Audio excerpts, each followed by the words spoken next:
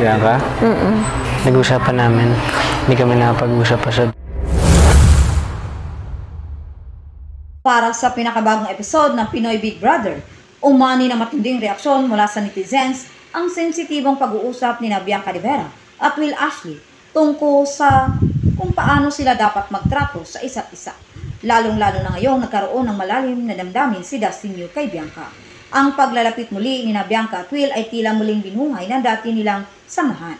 Ngunit kaakibat nito ang komplikasyon, lalo na't si Dustin ay hindi lamang basta kaibigan para kay Bianca.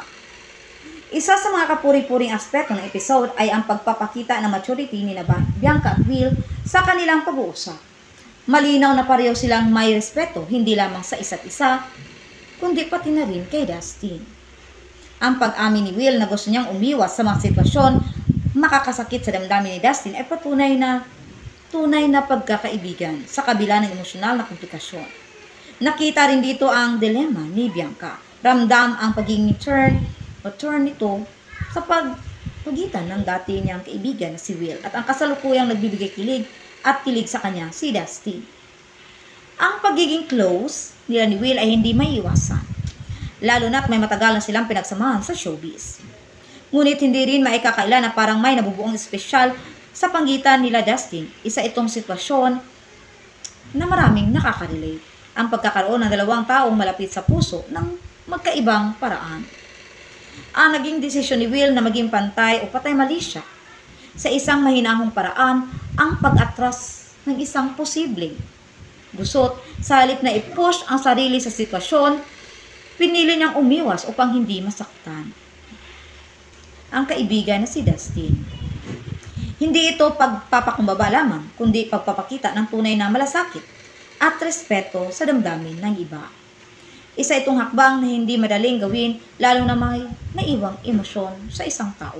Sa kabilang banda, makikita sa hirap ni Bianca na balansihin ang kanyang emosyon, hindi niya maitanggi ang comfort at familiarity na dala ni Will. Ngunit unti-unting lumalim ang koneksyon nila ni Dustin. Ang pangbanggit nila ni Will na dapat nilang limitahan ang closeness ay isang hakbang tungkol sa clarity at respeto. Isang bagay na madalas mahirap gawin lalo na sa loob ng bahay ni Kuya kung saan lahat ng kilos ay nagmagnify. Sa episode na ito ay nagbigay ng bagong kulay sa dynamics sa loob ng bahay.